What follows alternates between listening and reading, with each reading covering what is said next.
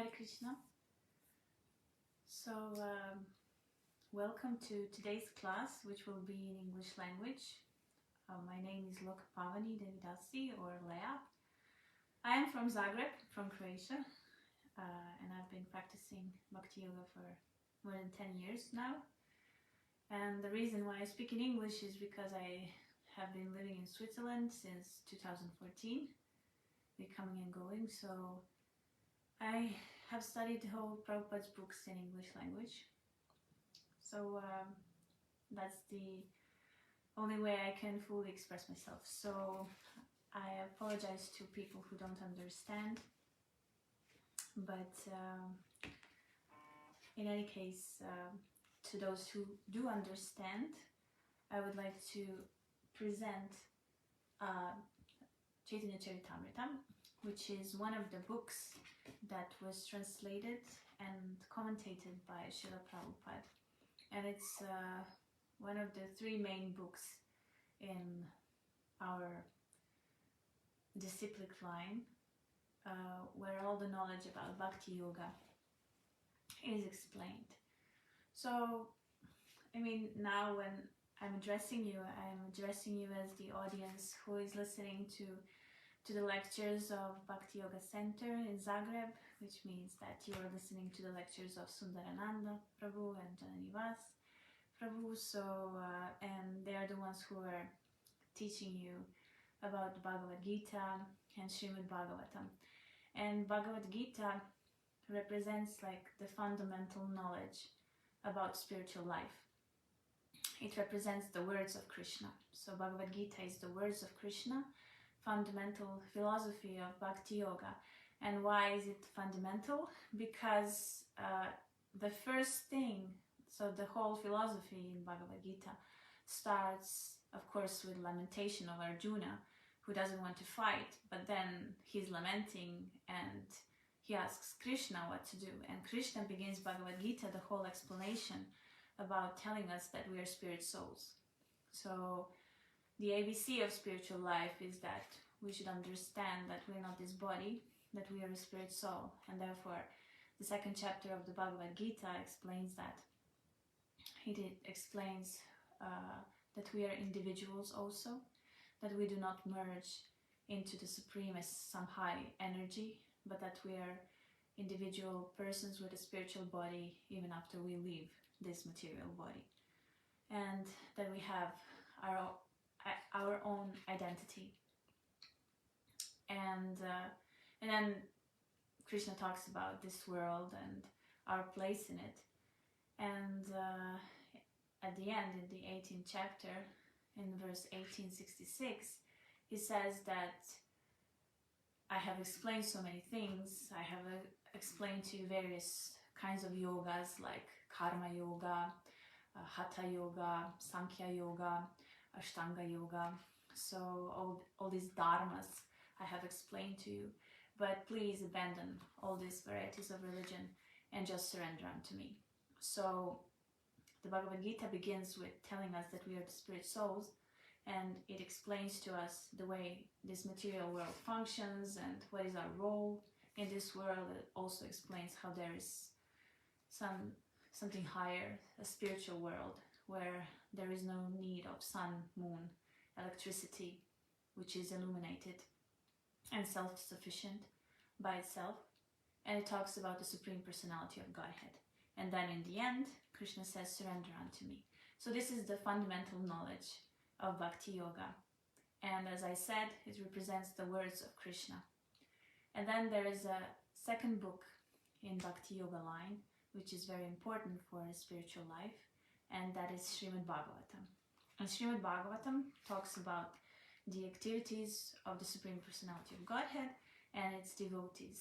And basically, it explains how this material world is created, how what does God do, and how many incarnations does He actually have, what do these incarnations do, and so on. And Srimad-Bhagavatam begins by telling us that we should abandon all cheating religions. And Srimad-Bhagavatam explains that all religions which do not refer to the activities of the Supreme Personality of Godhead and to spiritual activities of the soul are cheating religion.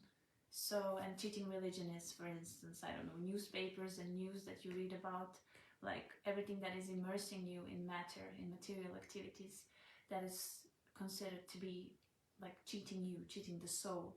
So that's how the Srimad-Bhagavatam begins. And then we have how it ends. Srimad-Bhagavatam ends, it has 12 cantos. I don't know how many verses, I forgot. But it's, I have at home 38 books from 1st to 12th canto of Srimad-Bhagavatam. So it begins by telling us what is actually the real religion, and then it explains everything about the activities of the Supreme Personality of Godhead and its devotees. And then it ends by saying that chanting the holy names is the means to destroy all sinful reactions that we have in this world. So, of course, Srimad-Bhagavatam explains many other things, but this is how it ends. And by ending in this way, this is how Chaitanya Charitamrita starts. So, Chaitanya Charitamrita is the third book that is very, very important in Bhakti Yoga. And here we have an explanation and a description of the life of Chaitanya Mahaprabhu. And Chaitanya Charitamrita describes the mind of Krishna. So what is the meditation of the Lord? And what are his dealings with his devotees? Everything is explained in Chaitanya Charitamrita in this way. And Chaitanya Charitamrita begins by Chaitanya Mahaprabhu saying, I will come to teach the process of chanting by practicing it myself. So by this verse we can understand that there will be an example given of how to chant the holy name of the Lord. So the example is given by Lord himself in his incarnation as Lord Chaitanya Mahaprabhu. And so the whole Chaitanya Charitamrita is actually a practical manifestation of how to live a spiritual life, given in an example of the Supreme Personality of Godhead. So, and Chaitanya Charitamrita ends that Sri Chaitanya forgot himself throughout the entire day and night, being merged in an ocean of ecstatic love for Krishna. So, of course, I'm now giving some basic lines about Chaitanya Charitamrita because this is an introductory class. But this ending of Chaitanya Charitamrita is quite important because Bhakti Yoga, there's a goal of Bhakti Yoga. And the goal of Bhakti Yoga is to develop love for Krishna. And also this development of love for Krishna, this immersion in Krishna of 24 hours a day is actually a samadhi. So that's the end of the whole process. So these three books are like a pathway of how we can progress in our spiritual life. And sometimes Chaitanya Charitamrita is also neglected, not because we wanted to, but somehow the emphasis is given on the Bhagavad Gita because the Bhagavad Gita is talking about the ABCs of spiritual life. And after that we have Srimad-Bhagavatam, who is really enormous amount of verses, and it's quite it takes few years actually to read the whole Srimad-Bhagavatam, and then we have Chaitanya Charitamrita.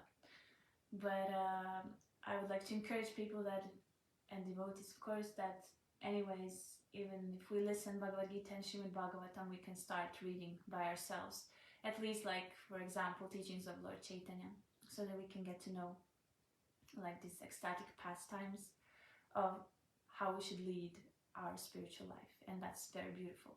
So just to repeat that Bhagavad Gita contains a fundamental study of Bhakti Yoga, and it is considered to be the words of Krishna. Srimad-Bhagavatam is a graduate study which talks about the activities of Krishna, and it talks about the character and pastimes of Krishna and his devotees. And Chaitanya Charitamrita, which is considered a postgraduate study of the Bhakti philosophy, is talking about the mind of Krishna, and it is describing a process and practice of devotional service. And it's quite fascinating to read it, because it was written by Krishnadas Kaviraj Goswami. He is a person who was a disciple of Raghunadas Goswami, who is one of the 6 Goswamis in Vrindavan. And these 6 Goswamis are considered to be the greatest saints in Bhakti Yoga.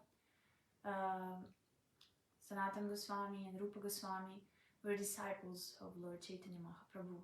So I'm just trying to show how these persons were like contemporaries of Lord Chaitanya Mahaprabhu. So they lived in that time, they observed him, and they knew what was going on in his life, like how he led his life. And Krishnadas Kaviraj Goswami, he actually wrote Chaitanya Charitamrita on the instructions of Raghunadas Goswami. So he gave him the instructions to write this book about the life of Lord Chaitanya Mahaprabhu. And the book was written based on the diaries of Murari Gupta and Swarup Damodar. So Murari Gupta, he was a contemporary also of Lord Chaitanya Mahaprabhu, and he was writing a diary about the activities and life of Lord Chaitanya from his birth until the age of 24. At the age of 24, Lord Chaitanya Mahaprabhu, he took sannyas, and he had like personal associates, and one of those personal associates was Swarup Damodar. He was his actually personal secretary, and he was the one who was also writing a diary. So he wrote a diary about the activities of Chaitanya Mahaprabhu from his 24th year of life until 48th, because Lord Chaitanya Mahaprabhu was present on this earth until he was 48 years old. So Krishnadas Kaviraj Goswami, he wrote Chaitanya Charitamrita based on their diaries.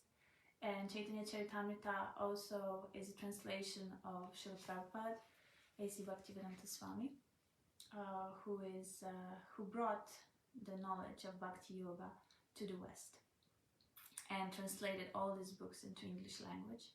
And all the commentaries in Chaitanya Charitamrita are based on commentaries of his spiritual master, Bhaktisiddhanta Saraswati, and his father, Bhaktivinoda Thakur, who are also like prominent spiritual masters who had great realizations in it's called disciplic line, like the line of teachers where teacher after teacher actually teaches the same thing with insights and explanations according to the scriptures.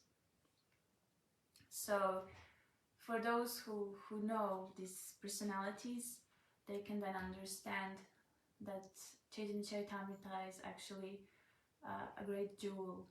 It's a pearl of knowledge, a pearl of the highest knowledge that anyone can gain in one's life. Why? Because it contains knowledge on how to achieve love of God, and how to understand who God is, how to understand our relationship with Him. Because it is written in Chaitanya Charitamrita that if we understand who Krishna is, then we understand who we are. We get this self-realization. And by understanding our relationship with Krishna, we understand what is our identity. And then it is explained how our identity is that we are the servant of Krishna. And also the value of Chaitanya Charitamrita is that there are many religions in the world, and there are many conceptions of God in the world. And if you never encountered Vedas, especially Bhagavad Gita, Srimad-Bhagavatam and Chaitanya Charitamrita, and you were listening about, so you didn't encounter these books, and you have an understanding of God, which is in the Western world, I can say Catholic or Christian understanding of God. Muslim understanding of God is also very similar. Hebrew understanding of God is also very similar.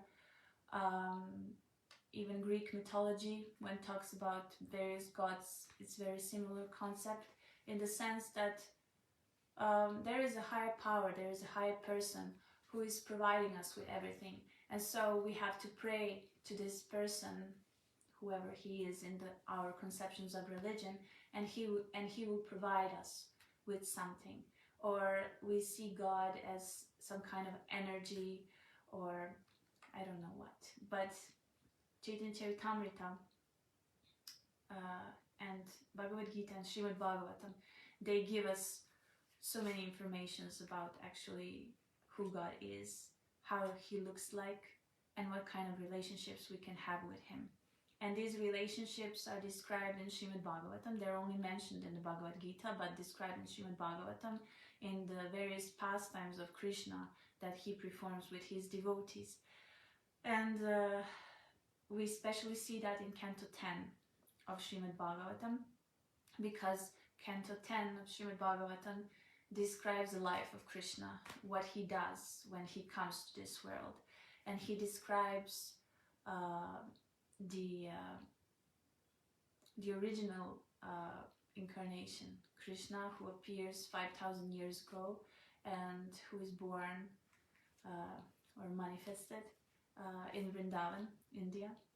And he performs his pastimes as a child and as a grown up, and the persons around him, they have various relationships with him. He's all the time God, Supreme Personality of Godhead, but he's not understood in that way, because some people see him as their child, some people see him as their friend, some people see him as their husband, as their lover. So there are various relationships that one can have with the Lord, and these relationships are described in Srimad-Bhagavatam. But how to achieve those relationships, like we, like you, I, and everyone else who is practicing devotional life, how we can achieve that is explained in Chaitanya Charitamrita. Because Krishna in the Bhagavad Gita says that in order to achieve him, in order to achieve the relationships that he explains in Srimad-Bhagavatam, we must surrender unto him. So we have to abandon all varieties of religion and surrender unto him. And in the Shastras, it is explained what does it mean to surrender unto God. And surrendering process has 6 stages, or 6 stages. Let's call them like that. So the first one is that accepting things favorable for bhakti. So whatever is good for our progress in spiritual life, we should accept. The second one is that we should reject things which are unfavorable. So something that can be an obstacle in our spiritual life, we should somehow reject it and just continue with favorable things. The third stage is that always believe firmly in the Lord's protection, so that we have this consciousness and understanding that the Lord is the supreme protector and he will protect us always. We don't have to control things around us in our life. The fourth one is that we feel exclusively dependent on the mercy of the Lord. So that actually means that everything that happens in our life we see as mercy of the Lord. And of course, especially if we have an understanding that whatever is happening is part of our karma. And karma means that we perform certain activities in previous lives or in this life, and these activities will bring certain results, like fruits that we will ripe. And in that sense, we have this understanding, and we have this understanding that this is the order of the Lord, and therefore we depend on his mercy, that whatever will be given to us will be given to us, and we accept it, and then depend on the mercy of the Lord so that we can get purified and understand ourselves, him, and our relationship with him. The fifth stage would be that we have no interest separate from the interest of the Lord. Yeah, this is something that is quite maybe difficult to grasp, especially if we are at the beginning of our spiritual life, because we understand that we are persons, that we also have interests, that we have our own individuality, that we have our own desires and so on, and how can we understand what is the interest of the Lord? And isn't it a little bit fanatical just to have his interest and that we somehow subdue ourselves? But that's not the way it goes. Because the Supreme Personality of Godhead is a person also. He's a very loving person. And if we were listening to the lectures on the Bhagavad Gita, and even if we just see the picture on the Bhagavad Gita, we can see that the Lord is driving the chariot of Arjuna. And he is listening to the orders of Arjuna. So we can understand that the Lord is actually being a servant of Arjuna. So in a sense, that's why I'm saying this, that this interest of the Lord is not some ego interest of some person who is in some position of an authority and then just executing his orders. We are talking about a person who is very loving, who is very caring, and who is actually serving his devotees.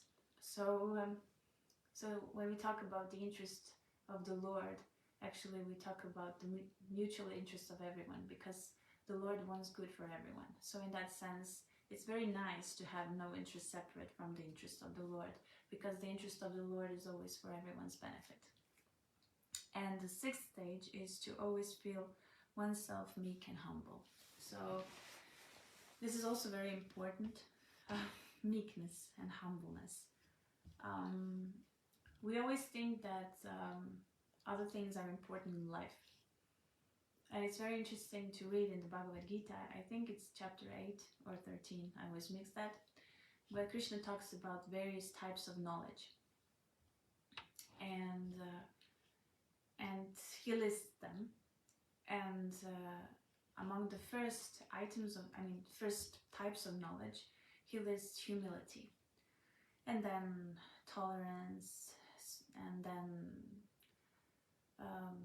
that you have inclination to study the scriptures, that you observe the world, that you can actually see that in this world there are 4 problems, and these are birth, old age, disease, and death. So this is how Krishna tries to explain what knowledge actually is. So we can see that his conception of what is knowledge and our conception of what is knowledge, what we have learned in this culture, is quite different.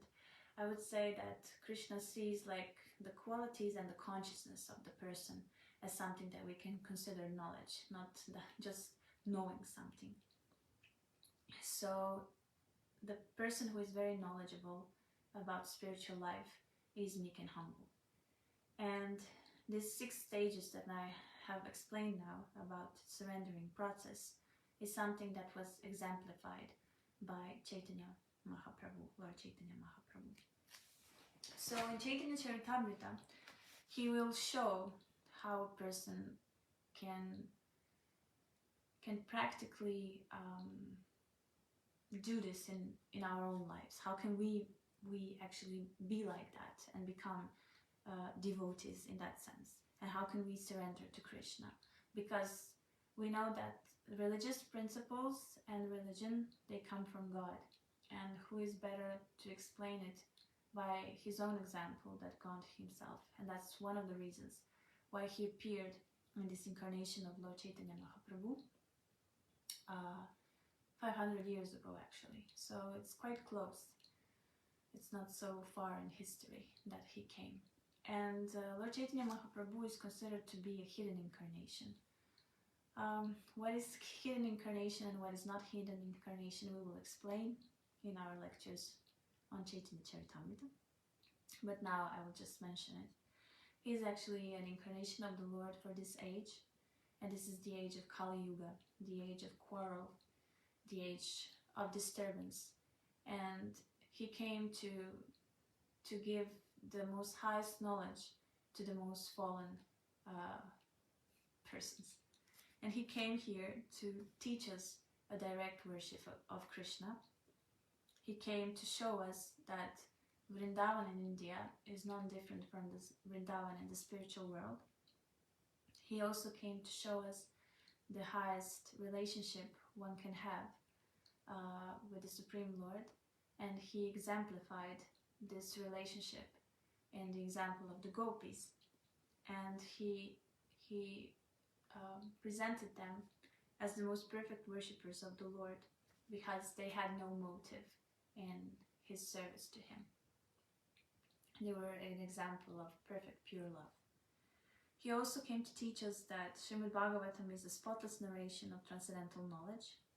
So he was the one who was inducing his associates and everyone else to disseminate Srimad-Bhagavatam so everyone can know about the activities and the character of the Lord and his devotees.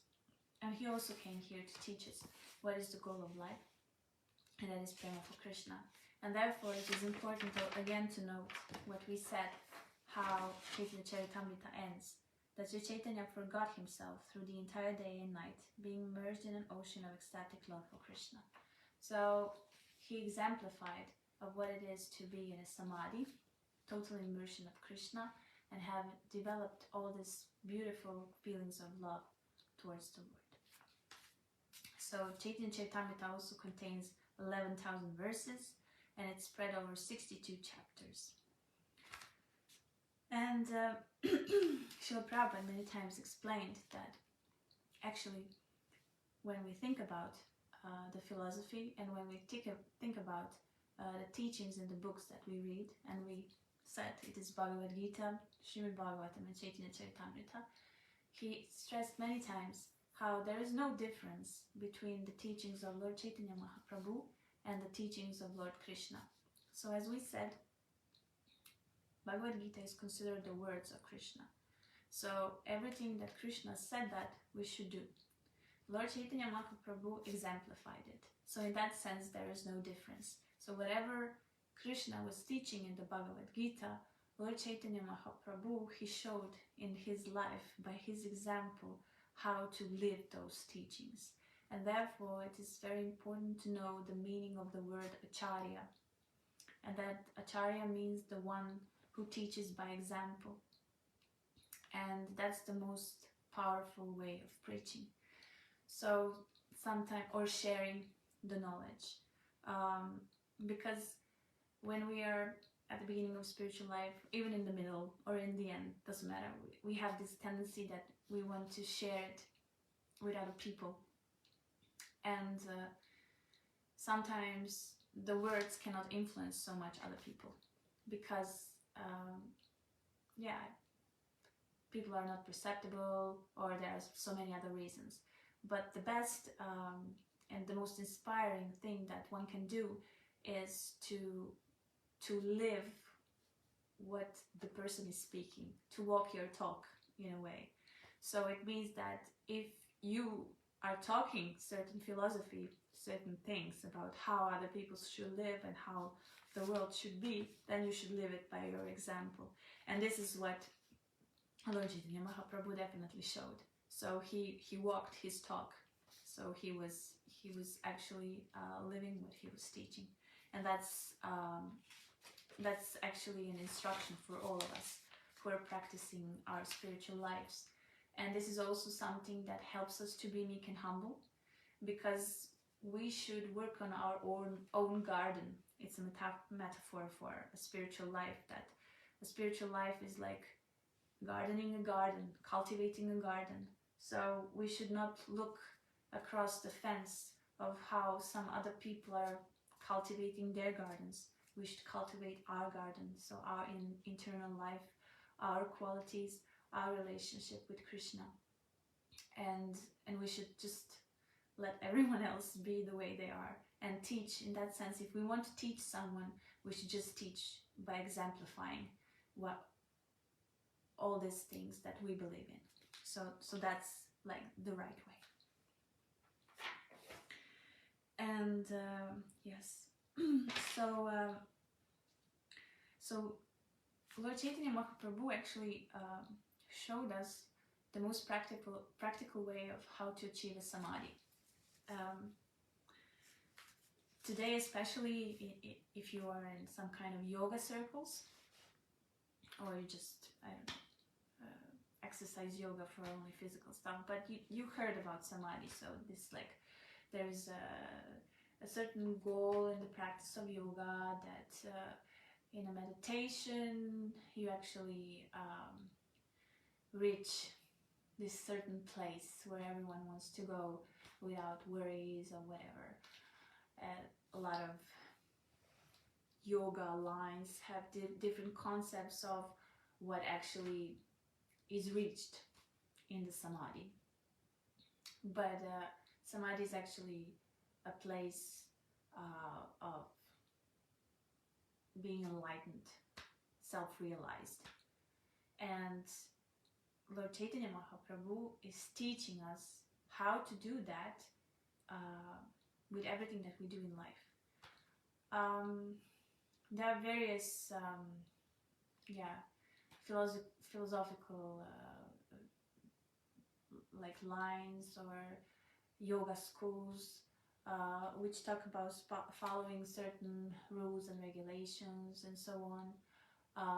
Yoga also presumes that we control our senses, that we have to reject certain things, that we have to detach ourselves from certain things, and so on. And sometimes it's very difficult. And to reach samadhi means that we have to control the mind. And in order to control the mind, we have to control the senses. So sometimes when we hear about these things, it can sound a little bit difficult. And especially if you're practicing Ashtanga yoga, you have to, I don't know, sit very straight on a kusha grass. You have to concentrate on a dot between your eyebrows and try to meditate, try to breathe, and so on. So even Arjuna said to Krishna, when Krishna was trying to explain to him in the Bhagavad Gita how that is quite difficult, how mind is not really very easy to control. So we can see that even the exalted personalities, they have difficulties.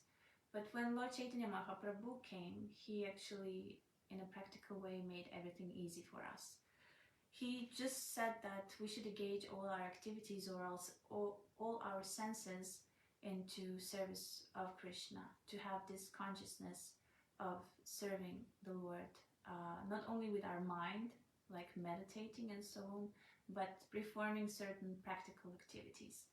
And when we do that, we can actually offer everything that we have in life to the Lord if we have this consciousness. That means that we can sleep for the Lord, we can shower for the Lord in the morning, we can brush our teeth so if you have this consciousness, you can have breakfast, lunch, dinner for the Lord, you can go to work for the Lord, you can have relationships with your family members which can all be connected with the Lord. So in a way, it's quite interesting how everything can be dovetailed in that way. And Lord Chaitanya Mahaprabhu exemplified that and showed that. And he showed the most practical way to achieve samadhi. And if you do that, if you have this consciousness and if you perform activities in this way, so practical activities in your everyday life, and if you meditate in this way, then you're already in a samadhi, even though you are living in this material world. And you can achieve the highest goal that it is in this world, and that is prema, love of Godhead. And also, he came here to teach us how to chant the holy names of the Lord. So we said that Srimad-Bhagavatam actually ends that the highest manifestation of religion is the chanting of the holy names of the Lord, and only by chanting the holy names of the Lord one can get rid of sinful activities in life. So he actually shows how these names are powerful and how we can spiritually benefit from them. He also explained to us that the holy name is the sound incarnation of the Lord, and that there is no difference between the name and his transcendental form, and that chanting the holy names of the Lord actually means directly associating with the Lord. So this is something that Lord Chaitanya Mahaprabhu exemplified. So every time we come to Bhakti Yoga Center and we sing the kirtans, it's actually thanks to Lord Chaitanya Mahaprabhu, who gave us these holy names and exemplified it in his life, how we should do it, and we actually follow his example and see that by chanting the holy names of the Lord, we are actually directly associating with the Lord. Okay, so one more thing that is interesting to mention when talking about Chaitanya Charitamrita is the meaning of the words. So Chaitanya Charitamrita, what does it mean? So Chaitanya means living force. So Chaitanya means living force. Charita means character. Amrita means immortal. So Chaitanya Charitamrita means the character of the living force in mortality. So the living force is spirit, which is immortal. And what is the character of this spirit, which is immortal? What kind of activities does he perform? So Lord Chaitanya Mahaprabhu in Chaitanya Charitamrita showed this. And Srila Prabhupada says that we possess the living force, we perform activities, and we are immortal by our nature and constitution. But the material condition into which we have been put does not allow our immortality to be displayed. So Srila Prabhupada talks about that we are put into this material world, and we can see that everything is temporary here.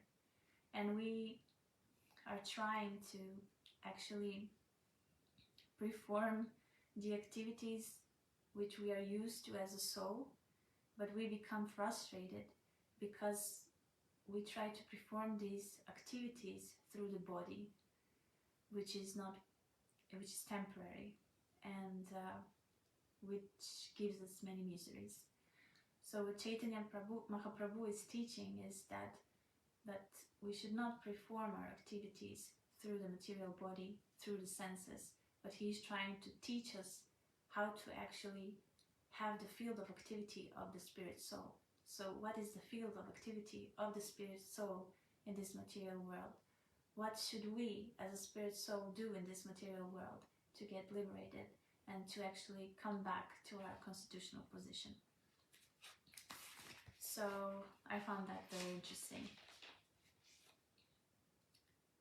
And therefore, from Chaitanya Charitamrita, we learned how Lord Chaitanya taught people to break the shackles of Maya and become immortal. So he's teaching us how to actually regain the immortality. We know from the Bhagavad Gita that, and Srimad-Bhagavatam of course, that the soul is Satchitananda, which means that the soul is eternal, the soul is full of knowledge, and the soul is always blissful.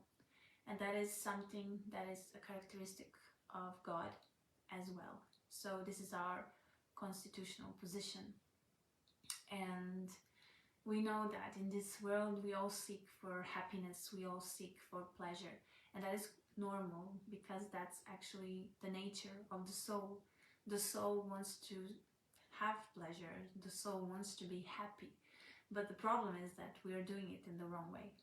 So Lord Chaitanya Mahaprabhu came here to show us what is the right way, how to actually have this pleasure.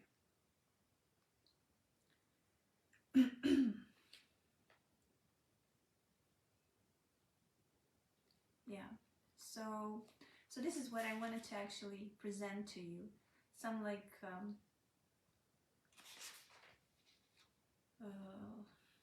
nectar drops about what can be found in Chaitanya Charitamrita. Why is it so important? And why is it so important for us to hear it? So just to repeat one more time. At the beginning I said that there are 3 books that are very important in the Bhakti line, so Bhakti Yoga line.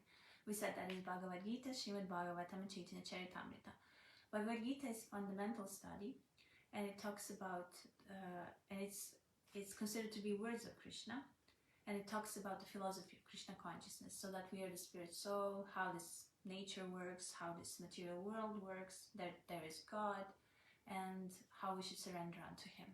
Then we have Srimad-Bhagavatam, which is a graduate study, talking about the activities of Krishna. And it talks about character and pastimes of Krishna and his devotees. And then we have Chaitanya Charitamrita, which is a postgraduate study, which talks about the mind of Krishna. It's like when we can see that what is the meditation of the Lord. And it explains the process and practice of devotional service, which is exemplified by Lord Chaitanya Mahaprabhu. We also said that Chaitanya Charitamrita means the character of the living force in immortality. So it's explaining to us what we as spirit soul actually do in our eternity. And he's also showing us by example how we can escape the shackles of Maya. So this is one of the reasons why Lord Chaitanya Mahaprabhu appeared in this world, to give us an example of how to surrender to Krishna and how to lead a devotional life and how to become liberated. So there are also other reasons why he appeared, and these reasons are also going to be explained in Chaitanya Charitamrita. Chaitanya Charitamrita shows us the highest philosophy of Bhakti Yoga. It shows us also who Radha and Krishna are. And Srila Prabhupada explains how Radha Krishna are represent an exchange of love, but not the love that we think is love in this material world, but totally spiritual love. So Lord Chaitanya Mahaprabhu, he also comes to this world as this incarnation because he wants to do something for himself. We know from Srimad-Bhagavatam that the highest relationships anyone can have with the Lord is the relationship of the Lord and the gopis, and the highest relationship and the topmost that anyone has is Radharani, who is the topmost gopi and who has the highest relationship with the Lord. And since Lord Krishna is very curious and he wants to enjoy, he also wanted to understand in which way Radharani actually loves him, and what does she actually feel, what does she see when she sees him. So in order to understand this, her character and her mood, he actually wanted to incarnate himself as a combination of her and himself. So Lord Chaitanya Mahaprabhu is actually a combination of Radharani and Krishna together. And that's why Lord Chaitanya Mahaprabhu has a golden complexion, because he took the color of Srimati Radharani.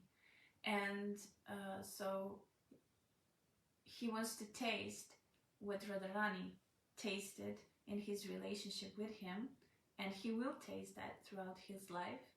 And by this he also shows by example of what it is to be a devotee, and he also shows the manifestation of Radharani, which is very important for anyone who is practicing spiritual life, and that is mercy. So because Radharani is a manifestation of Lord's mercy, and through her we can only get Krishna. And that's why it's said that sometimes it's very hard to understand Lord Krishna and his pastimes and who he is and what is our relationship with him. But if we approach Lord Chaitanya Mahaprabhu, who is merciful, just like Radharani is, he can show us actually who Krishna is and what is our relationship with him. And he also exemplifies it in his life, and if we follow what he is teaching, we will therefore achieve it. Anyway, that's his promise. So, so this is a short introduction. I mean, it's not very short, it was 45 minutes of speaking about it a little bit. And this is like summary and essence of what Chaitanya Charitamrita is talking about. Next time, in 2 weeks, we will start with Adi Lila, chapter talking about spiritual masters, and we will explain like the importance of spiritual masters and spiritual master in one's devotional life, and maybe also talk about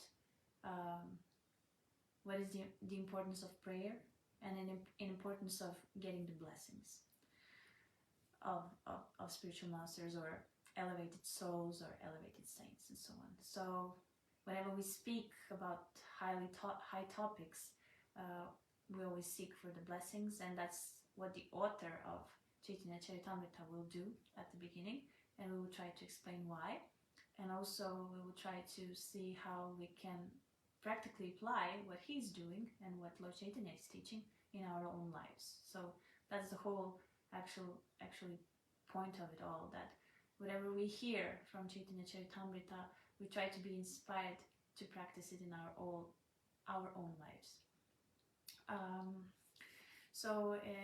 I know this is I speak in English, but I also understand Croatian. So if you have any questions or commentaries about what was spoken today, you can also write in chat. I can see that. Or maybe some suggestions. That would be also nice. Because sometimes, I actually speak to myself because I'm giving this lecture from home. So it's nice to also have an interaction to see if, how people are responding, and are they interested, or if they have questions or comments. So, or maybe they have something that fascinates them about Chaitanya Charitamrita.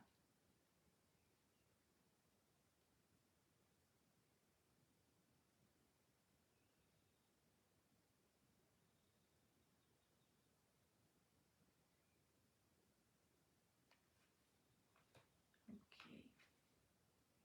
I'm just trying to find if there is something nice that I can finish with.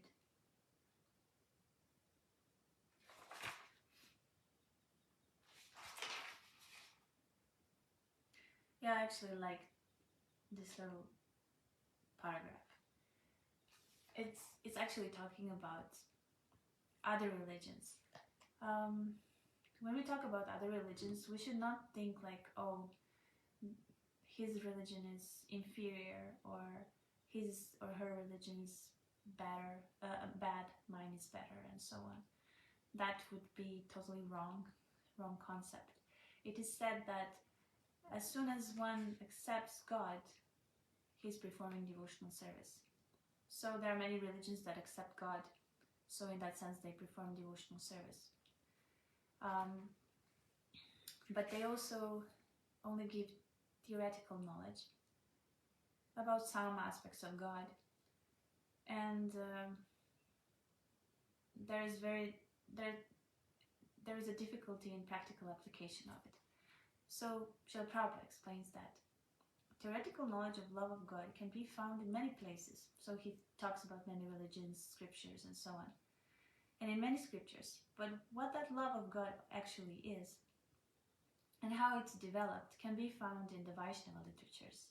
It is unique and highest development of love of God that is given by Chaitanya Mahaprabhu.